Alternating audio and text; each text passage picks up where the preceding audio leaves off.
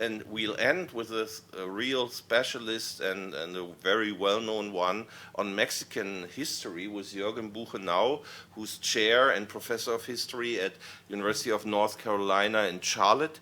He received his PhD also from North Carolina, but Chapel Hill in 1993, and he has published widely on the history of modern Mexico. He started out with international relations of Mexico, but lately has done important work on the Sonoran dynasty, on the Mexican Revolution, and so on. But his topics are international relations, immigration, political culture, and the Mexican Revolution. And his work on Mexican migration or immigration policies is considered the standard work on the topic. So let's warmly welcome Jürgen and give him the chance to round up our meeting, and then we'll discuss your subject too. I will give you a little bit of an overview of an important topic, which is Mexico as a country of immigration.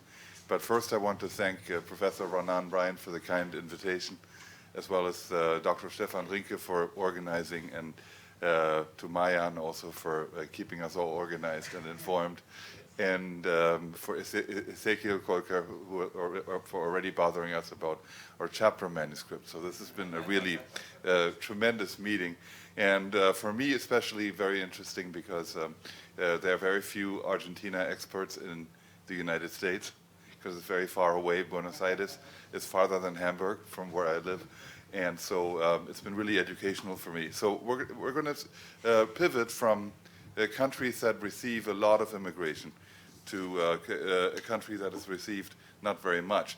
In fact, sociologist Moisés González Navarro once called Mexico a país de emigración y no de inmigración. And what he means by that is that on the one hand, of course, you have 35 million Mexicans and their descendants in the United States and Canada. And that doesn't count the recent flood of Central American refugees, which creates problems with our president and resident fascist, Donald J. Trump. Meanwhile, the foreign-born population in modern Mexico is only 1% at its peak, and that does not count these Central American migrants. This is historically up to about 1970.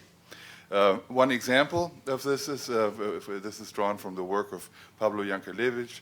You have a graph here of just the time surrounding the Great Depression in the 1920s and the 1930s. And you will see in the black bars are the net immigration during this time. And the white bars are the ones Mexicans repatriated to the United States. And this number included a great number of actually U.S. citizens of Mexican descent. So what we're seeing in the news today about even U.S. Americans or green card holders being deported has precedent in this period of great economic distress. Despite the small sample size, the immigrants and their children have been very important in Mexican history. I'm giving you here 4 examples. Of course, Carlos Slim Helú, one of the 7 most wealthy individuals in the world with a net worth about 60 billion. Elena Poniatowska, a famous journalist, Polish-French. Vicente Fox, the man whose party broke the PRI's monopoly on power after 71 years, and who is basically descended from a Spaniard and an Irish. And then Frida Kahlo, of course, whose mother was Mexican, but whose father, we will talk about him later on, was from Pforzheim, Germany. So why is Mexico not a country of immigrants? A few factors. First of all, there's an abundance of agricultural labor. So unlike its Latin American neighbors, Mexico is not wanted for basically farmhands for the harvest.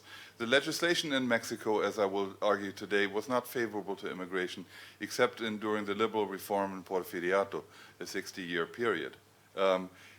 Immigration was dominated by well-to-do European and U.S. American immigration, what Walter Bernacker called a generation ago trade conquistadors. As a descendant of German immigrants to Mexico, I've always wondered, why does my family still speak German after 5 generations? Which is really quite unusual compared to other German communities in Latin America. Basically, one can talk about processes of self-exclusion among these immigrants, especially Europeans and US Americans. And then other scholars like Pablo Yankelevich have talked about xenophobia and exclusion. And I will argue that this is particularly true with regard to Mexico's Chinese population, which is in a rather unique position. So what are the obstacles to integration and assimilation that we can look at? The old explanations center on relative wealth of European and US immigrants. Basically lessons in self-segregation, racism toward the supposedly less developed Mexican hosts, and desire to remain in foreign colonies with their own schools and cultural institutions. We also see self-descriptors as important. For instance, the very frequent reference of US Americans in Mexico to themselves as expatriates rather than migrants or immigrants. And of course, the word expatriates very much implies that one carries one's own fatherland with them in the new country. And so I would suggest, together with some new scholarship, a new explanation that focuses basically on two important dynamics. One is the emergence of the mestizo state, which I will explain later, and second, the increasing strictures of immigration after 1917. Together, they lead to a triple exclusion of the foreigner in Mexico. Basically, we mean here a triple exclusion based on prevailing notions of Mexicanidad or Mexicaness. A linguistic exclusion that the Mexicans speak Spanish, at least on the national scale. A religious exclusion in that the Mexican is Catholic. Even today, Mexico has fewer Protestants than most other Latin American nations. And finally, a racial exclusion that the typical Mexican is mestizo. Here, I'm going to give you two statistics to basically situate, I think, Mexican immigration statistically. Here you have basically the share of European migration, specifically in the Americas. And you see Argentina, which we've discussed there, with 11.6%. And you will notice that Mexico only has 0.5% of the immigration, 10 times as many as Peru, but 22 times less than Argentina. The other way to look at it is to look at foreign nationals in the Mexican census. These censuses need to be read with caution. The 1921 census, for instance, was inflated by 5% because the government of Álvaro Obregón thought that they wouldn't find everybody after the revolution, so they just arbitrarily inflated it. But with that in mind, basically you see here the numerically significant numbers belong to US citizens, the Spaniards, and then particularly the Chinese. And of course, you also have the Guatemalans as an important group there. But you see that these are really very small numbers compared to what we've been looking at in the other cases. Now I want to just have a brief excursion into Mexican immigration and naturalization law over the past 200 years. Really, the immigration into Mexico was one of the bones of contention between the warring factions in the 19th century, the Federalists or liberals on one hand, and the Centralists or conservative on the other. In the first Constitution, 1824, interestingly, there was no provision for naturalization. It was thought that that would be done by a federal law, which really then got passed in 1928, really under the Federalists, that any foreigner in Mexico could be naturalized after 2 years. So this was a very favorable naturalization law, one that seemed to encourage the immigration, particularly of Europeans, to Mexico. In 1836, however, we have Antonio de López Santa Anna in power, and you have the famous Siete Leyes, which is a centralist legislation. And that really has impacts even until today. It posits that Mexicans are only those born inside the territory with a Mexican father. So it counts, you have to have both jus soli and jus sanguinis together to have Mexican citizenship. And then foreigners may not own real estate unless they've been naturalized and married a Mexican woman. So why was this law that way? It was already the fear about the loss of Texas with the Texas Rebellion already going on at that time.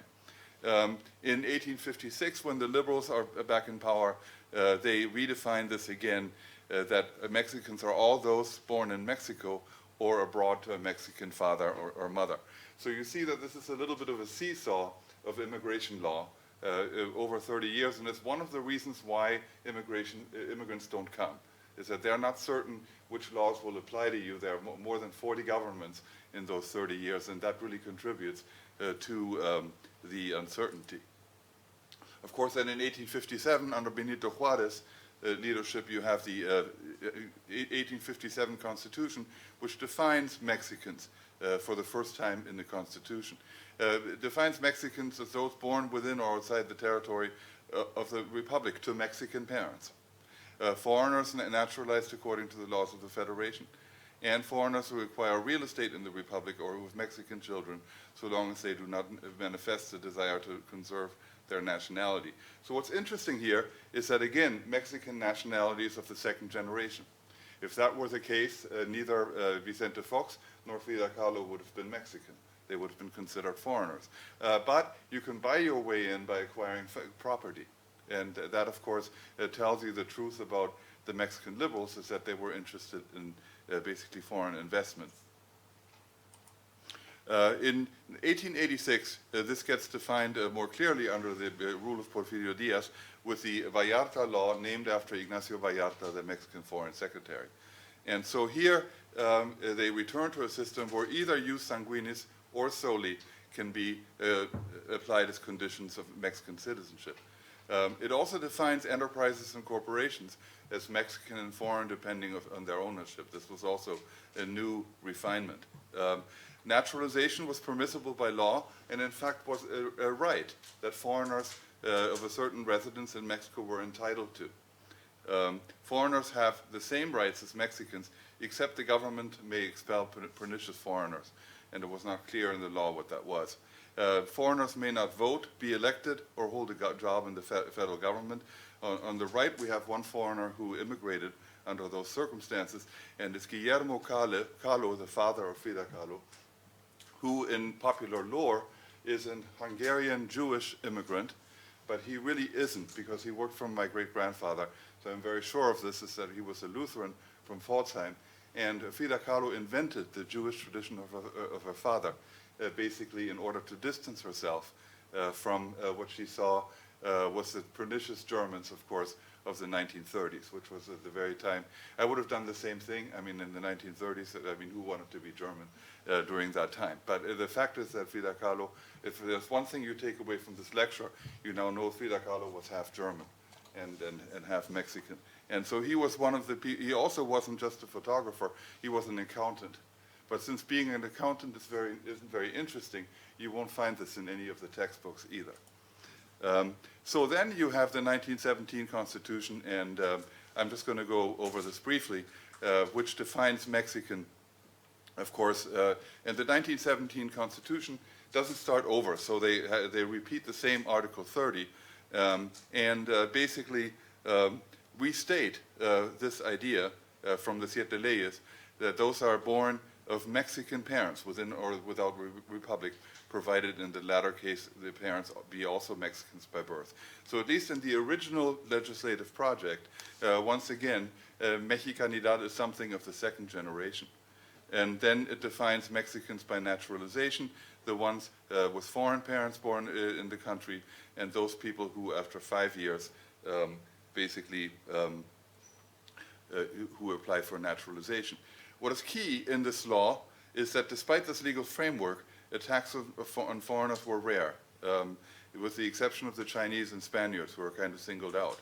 And also note that jus soli does not entirely apply to children of foreigners, so that basically if you were a child of a foreigner, you were not necessarily entitled to Mexican citizenship. Then the Constitution has, of course, as has been stated by many historians, a variety of discriminatory provisions against foreign residents. And a lot of this is in the name of economic nationalism and basically defending Mexico against the pernicious foreign capitalism. Article 27 has limits on foreign ownership of land and subsoil. Article 32 says Mexicans shall be preferred under equal circumstances to foreigners. And then Article 33, this actually runs over, that says that aliens shall be entitled basically to the guarantees granted by the Constitution, but that the President, at his or her discretion, may expel any of them from from Mexico. In 1926, you have an enabling law that temporarily bans immigration of foreign priests, Chinese, and Middle Eastern immigrants. And so this is the first time that Mexico actually selectively excludes a section of the population, and they actually do that in two different laws, the Calles law, which is of course anti-clerical, and then basically the Immigration Act of the same year. In 1934, you have a post-Great Depression revision. And so at that time, they revised both the Constitution and the enabling law. And what's actually interesting is that the citizenship requirement in the Constitution becomes easier, because now the Mexicans by birth are all those born in the territory of the Republic, regardless of the nationality of their parents. And but on the other hand, so even as they make it easier for people in Mexico to claim Mexicanidad, they impose severe restrictions on immigration rather than naturalization. And so one case in point that to me is really illustrative is that basically at a time where Mexico is besieged by very high unemployment, President Lázaro Cárdenas invites Spanish Republicans to Mexico because they're culturally assimilable. But he does not, at the same time, open his doors to Jewish refugees fleeing Nazi Germany. Some people, like the Katz family, whose son would become an important historian, arrived, but not anywhere the number that you would expect it. I mean, had Cárdenas adopted a similar policy toward Germany as toward Spain. So the remainder of my talk will really deal with ideology, because and that connects to some of the more cultural history topics that we've talked about. And that is really that apart from the law, of course, there's also a governing ideology, and that's the ideology of the cosmic race, developed by José Vasconcelos Calderón, the Undersecretary of Public Education under President Álvaro Obregón. And here we have him on the right. He highlights the civilizing mission of Spaniards, even while advocating for indigenismo. And to him, indigenismo is not the celebration of Indian languages, but basically the celebration of the Indian heritage. So he would celebrate dead Indians, if you so like, indigenous people who had passed in their ruins and traditions, but at the same time his job was to bring the rural school and therefore Hispanization to a country that spoke no fewer than 62 different indigenous languages. He saw in his seminal work, La Raza Cósmica, he posited that Mexicans were a fifth miscegenated race in addition to four others: Europeans, Africans, Asia-descended Indians, and Mongols. And so this is an example, actually, of Jerry Davila's racial populism. In many ways, Vasconcelos plays the same role in the Mexican racial imaginary that Gilberto Freire does in the Brazilian, in that, again, he also develops this, comparing Mexico to the United States, which he says is a nation of many different races that are rigidly separated. Here in Mexico, he says, we celebrate mestizaje, and we are here to end all racial prejudice. Of course, here you have some casta painting. There is an astronomical cost of the cosmic race. First of all, the Mexican term la raza is an expression of Hispanization. It's what that means. The single race that they see is a race that speaks Spanish and that in essence erases indigenous culture. So we have basically a case of nationalism rather than plurinationalism, an example of which would be Evo Morales in Bolivia, for all of his faults in other areas. I think that is one thing he's really done, is to elevate the indigenous traditions and languages to an equal status within Bolivia. You also have indigenismo in the service of public education, again in Spanish rather than to the indigenous themselves. And here's where it gets interesting, is that by positing that a Mexican is a Spanish speaker, and that a Mexican is a mestizo. Vasconcelos excludes immigrants the same way he excludes the indigenous who choose or cannot Hispanize. Also, his ideas have a specific anti-Asian dimension that I'd like to explain briefly, because it explains a particular quirk, I think, of the Mexican immigrant experience. Because one of the races that we've listed here is the so-called Mongol race. And in Vasconcelos' idea, this is the race basically of people descended from East Asia. And I quote, "The Mongol with the mystery of his slanted eyes that see everything according to a strange angle. The decline of the Asiatic people that he observed can be attributed to their isolation, and without doubt primarily that they have not been Christianized." Here we see, of course, Vasconcelos' true aim. He actually starts out as an agnostic, but becomes more and more religious and Catholic throughout his life, actually ends up as a fascist sympathizer in the 1940s. As he says, the mission of the cosmic race cannot be fulfilled either by the peoples of Asia, who are exhausted, or at least lacking in the necessary boldness for new enterprises. I wonder what he would say today. Yeah. In Vasconcelos' mind, the mestizo hence does not include the Asian. It includes all the others, but not them. This ideology contributed to actual violence against Asians, and particularly Chinese immigrants. So I'll give you some example. Here the Chinese are the front and center for this. We have a widespread persecution of Chinese during the revolution. The greatest slaughter of immigrants in Mexico happened against the Chinese in Torreon in 1911, and the second largest in Parral, also in northern Mexico. And by the way, both were perpetrated by followers of Pancho Villa. So I'll just leave that right there. And then in 1931, they were expelled from Sonora by an order of President Plutarco Elias' son, Rodolfo Calles. The Chinese also become targets as merchants and moneylenders. Hence, they are an example of what Alan Knight distinguishes between latent versus manifest foreign influence. In other words, even though all 60 million Mexicans were a victim of U.S. capitalism, the foreigner they knew, and the foreigner whose presence they felt the most, was the one who lent them money. And that was very often the Chinese or the Spaniards.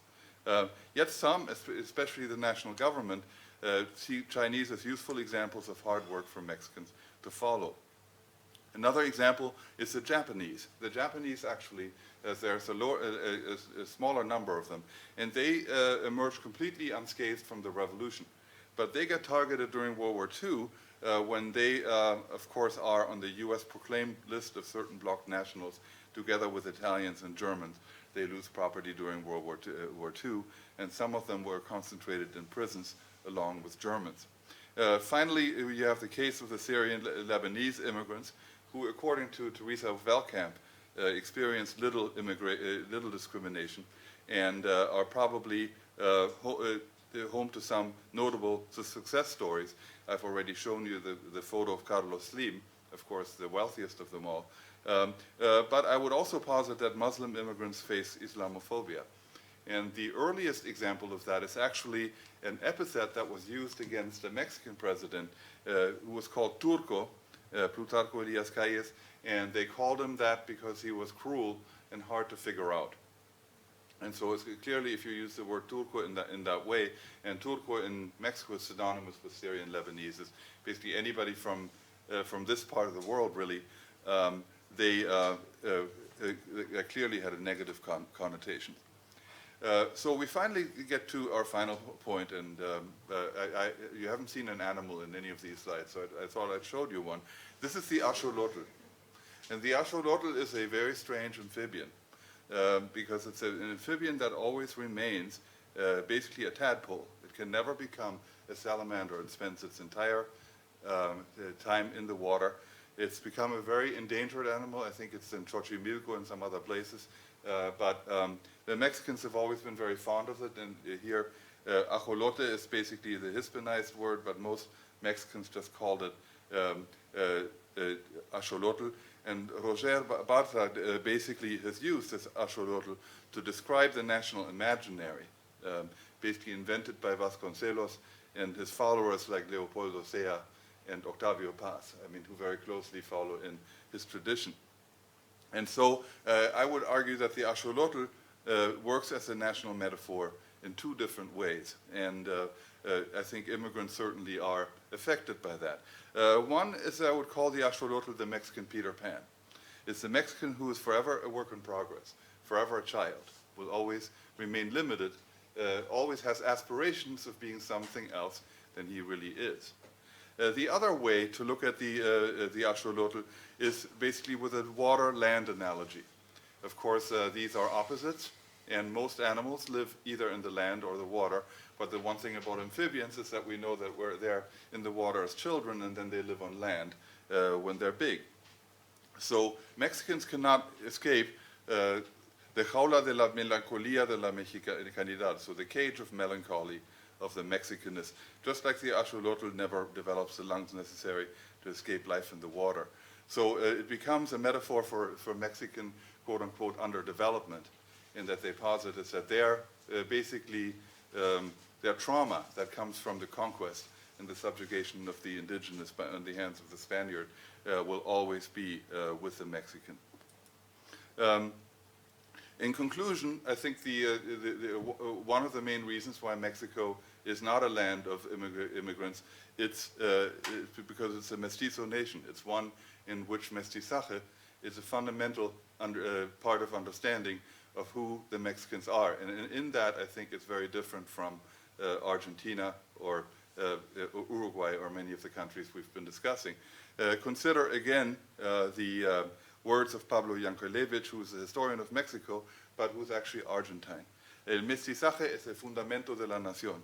La visión que entremezcla el remoto pasado indígena con los siglos de coloniaje español ha recortado una identidad que dota de sentido histórico a la nación mexicana. En pocas palabras, en México continúa vigente la idea de que ser mestizo es la única manera de ser genuinamente mexicano.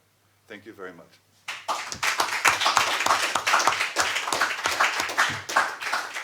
Thank you very much, Jürgen, for this splendid introduction to Mexican immigration policies.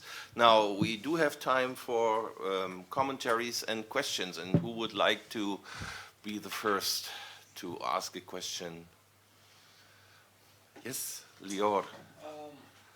My question to you, Jürgen, is whether from the 1970s when mestizaje loses from the 1970s and in later years when mestizaje loses some of the weight, and there are lots of criticism against indigenismo and the assimilation and mestizaje and so on.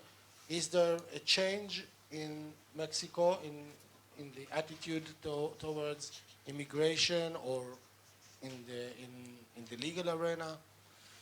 So I would say that this criticism of mestizaje is very much reserved or limited to the universities in some ways. It's of course very potent criticism, and it makes a lot of sense, but it doesn't lead to any changes in public policy. For instance, the Mexicans do not get the idea that in Oaxaca their signs would be in Mixtec or Zapotec along with Spanish. There's something that is happening today in countries like Bolivia. There's also no effort to use the public education system to allow people to read and write in those indigenous languages, but they remain focused on teaching the 16 million Mexicans who speak an indigenous language as their first language, Spanish. So I would say that the criticism is superficial, and part of the reason why it's superficial is that it comes from people like Yankelevich, again, who's Argentine. Mexico in the 1970s receives a very large number of immigrants from South America. I mean, not a very large number, but comparatively, who flee the dictatorial regimes of Pinochet in Chile and Videla in Argentina. And there weren't as many Brazilians because there was a language barrier, but there were a bunch of Chileans and Uruguayans and Argentines. And they, of course, for them, this mestizaje makes no sense. They see it for what it is, and they criticize it. But as a result, the government will argue that this is very much a critique of foreigners and of eggheads. and it's not taken seriously. Really, I would say until very recently. I think the debate about what Mestizaje is and it really hasn't been resolved. More questions?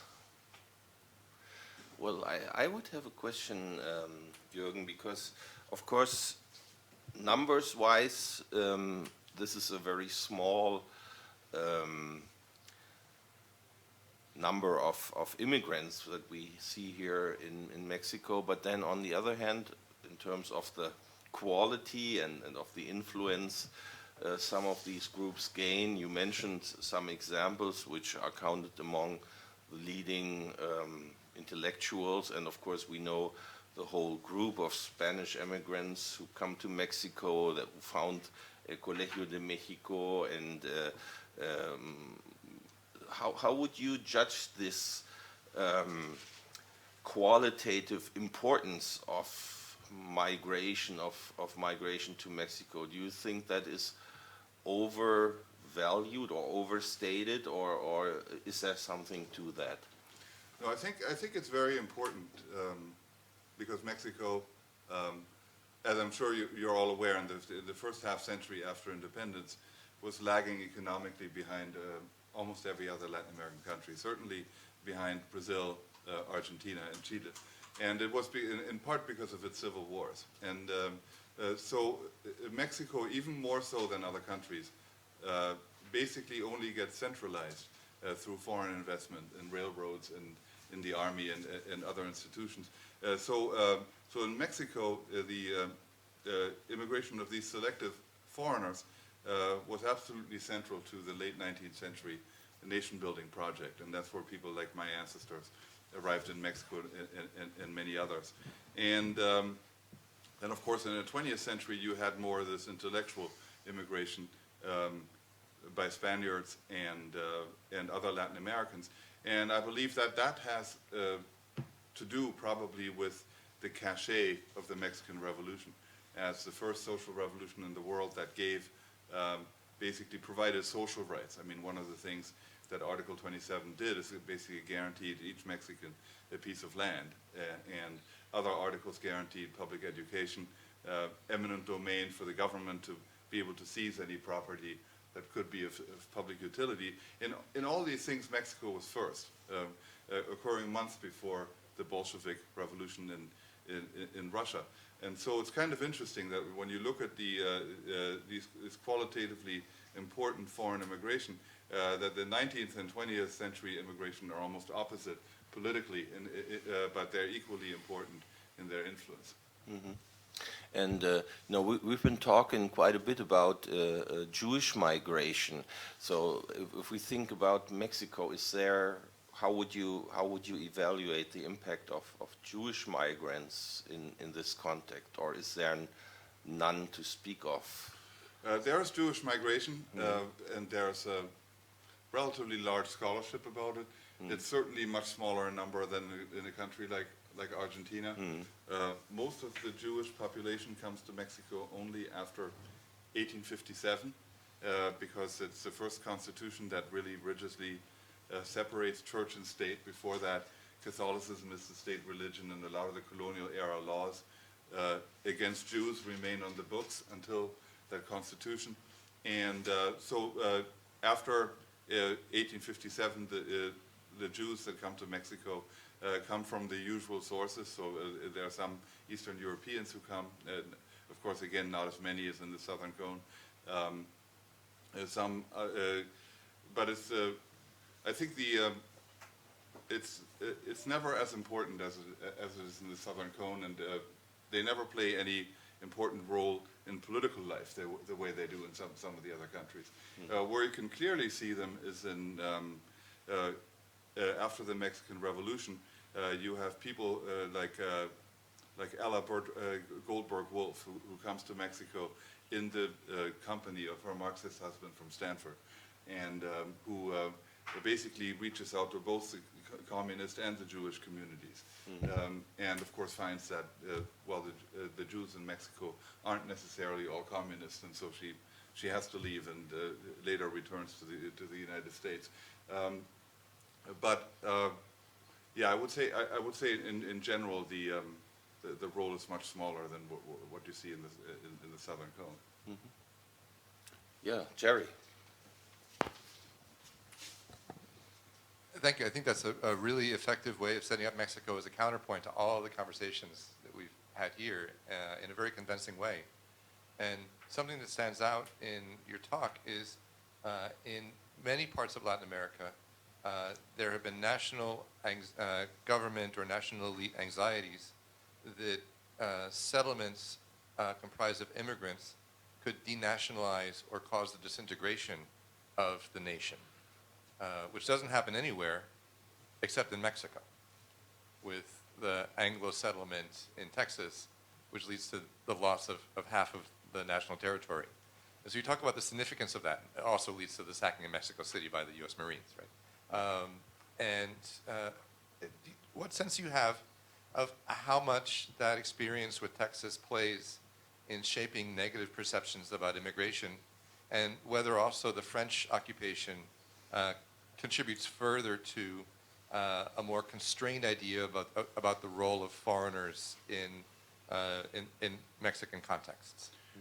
So that definitely plays a role. So you have, as you mentioned, in a span of 40 years, you have the U.S. land grabbing, you have a Spanish effort at reconquest, you have two French efforts.